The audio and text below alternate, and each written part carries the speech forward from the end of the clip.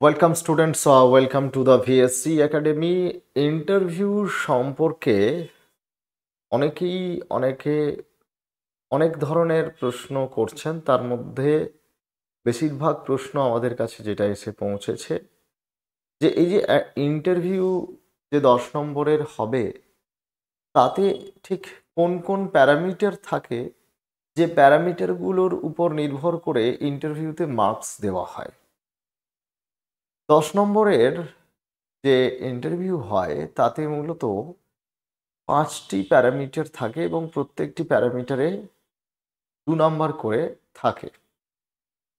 তো first point যেটা দেখা হয় সেটা হচ্ছে পয়েন্ট নাম্বার 1, কেপি, যাকে আমরা সংক্ষেপে বলি কেপি, অর্থাৎ নলেজ প্রফিসিয়েন্সি। প্রথম দেখা হয় নলেজ প্রফিসিয়েন্সি, অর্থাৎ আপনি যে বিষয়ে ইন্টারভিউ দিতে গেছেন সেই বিষয়ে আপনার নলেজ।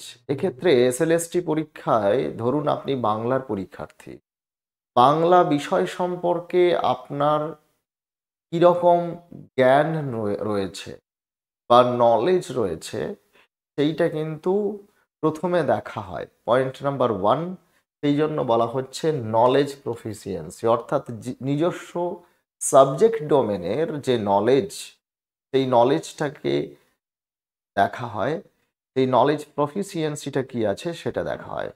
সেকেন্ড পয়েন্টে হচ্ছে যেটা থাকবে সেটাকে আমরা সংক্ষেপে বলি এএ, যেটার ফুল ফর্ম হচ্ছে অ্যানালিটিক্যাল এবিলিটি। অ্যানালিটিক্যাল এবিলিটি অর্থাৎ কোনো একটা বিষয়কে আপনার বিশ্লেষণ করার ক্ষমতা বা বিশ্লেষণ করার দৃষ্টিভঙ্গি কেমন রয়েছে সেইটা দেখা হয় পয়েন্ট নাম্বার 2-তে। পয়েন্ট নাম্বার 3-তে হচ্ছে আরএ, অর্থাৎ আপনার রিসেপটিভ অ্যাটিটিউডটা কীরকম। রিসেপটিভ অ্যাটিটিউড কেমন সেটা কিন্তু ভীষণ রকমভাবে গুরুত্বপূর্ণ। সেই জন্য ইন্টারভিউ বোর্ডে আপনাকে কিন্তু বিভিন্ন রকম সিচুয়েশনের মধ্যে ফেলা হয় এবং সেই সিচুয়েশনের মধ্যে আপনি কিভাবে সেই সিচুয়েশনকে অ্যাকসেপ্ট করছেন বা রিসিভ করছেন, আপনার সেই সিচুয়েশনকে রিসিভ করার যে অ্যাটিটিউড, সেই অ্যাটিটিউডটা কিন্তু ফলো করা হয়।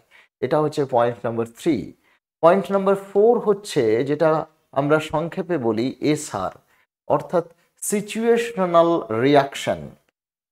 আপনি ধরুন কোনো প্রশ্ন জিজ্ঞেস করলেন ইন্টারভিউর বোর্ডের পরীক্ষকরা, আপনি সেই মুহূর্তে ধরুন প্রশ্নটা মনে করতে পারছেন না, প্রশ্নের উত্তরটা মনে করতে পারছেন না বা উত্তরটা আপনার জানা নেই। এরকম একটি সিচুয়েশনে আপনি কিভাবে আপনি সেই সিচুয়েশনাল যে রিয়াকশন, সেই রিয়াকশনটা আপনি কি দিচ্ছেন সেইটা কিন্তু ইন্টারভিউ বোর্ড ফলো করে। আপনার সব প্রশ্নের উত্তর জানা থাকবে এমন কোনো মানে বাধ্যবাধকতা নাও থাকতে পারে। আপনি সমস্ত বিষয় নাও জানতে পারেন, কিন্তু আপনি যেটা জানেন না সেই না জানা বিষয়টি আপনি কিভাবে প্রেজেন্ট করছেন, কিভাবে আপনার সিচুয়েশনাল রিয়াকশন হচ্ছে সেটা কিন্তু দেখা হয়। পয়েন্ট নাম্বার 5 হচ্ছে জিএ, অর্থাৎ গেস্টারাল অ্যাপিয়ারেন্স। একজন শিক্ষক হিসাবে আপনার পোশাক পরিচ্ছদ, আপনার বডি ল্যাঙ্গুয়েজ, অর্থাৎ সবটা মিলিয়ে যে আপনার গেস্টারাল অ্যাপিয়ারেন্স সেটা কেমন, সেইটা কিন্তু দেখা হয় 5 নম্বর পয়েন্টে। অর্থাৎ এই টোটাল 5টা প্যারামিটারের মধ্যে যদি কোনো ইন্টারভিউর মার্কস থাকে 10, তাহলে 5 ইন্টু 2 ইকুয়াল টু 10, এই রকম প্যারামিটারেই কিন্তু নাম্বারটা ইন্টারভিউতে দেওয়া হয়। সুতরাং যারা মনে করছেন যে আমি কোনো একটা প্রশ্ন পারলাম না বা দুটো প্রশ্ন পারলাম না মানে আমার ইন্টারভিউ খারাপ হলো, এটা কিন্তু ধরে নেওয়ার কারণ নেই। তার কারণ হচ্ছে আপনার নলেজ প্রফিসিয়েন্সিতে হয়তো সেখানে নাম্বার কমবে, কিন্তু আপনি যদি বাকি যে পয়েন্টগুলো আছে, যে প্যারামিটারগুলো আছে সেগুলোতে ভালো করেন, তাহলে কিন্তু আপনি ভালো ইন্টারভিউ দিলেন। আবার কেউ হয়তো খুব ভালো তার সাবজেক্ট ডোমেনে প্রচুর নলেজ রয়েছে, সমস্ত প্রশ্নের উত্তর ভালো দিয়ে এলো, কিন্তু বাকি কোনো পয়েন্টে যদি সে কম নম্বর পেয়ে যায় তাহলে কিন্তু ইন্টারভিউ খারাপ হতে পারে। সুতরাং আমাদের ইন্টারভিউ দেওয়ার সময় এই 5টি প্যারামিটারের কথা মাথায় রাখতে হবে। আমি আরেকবার রিপিট করছি, 5টি পয়েন্ট হচ্ছে: point number 1 knowledge proficiency, point number 2 analytical ability, point number 3 receptive attitude, point number 4 situational reaction, point number 5 gestural appearance. এই 5টি প্যারামিটার আপনারা মাথার মধ্যে রেখে দেবেন এবং এই 5টা স্কিল আপনাকে ডেভেলপ করতে হবে।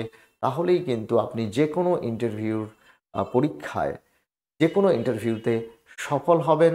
এবং এই 5টি প্যারামিটার আপনাকে মাথায় রেখে আপনার প্রিপারেশনটা কিন্তু এগিয়ে নিয়ে যেতে হবে।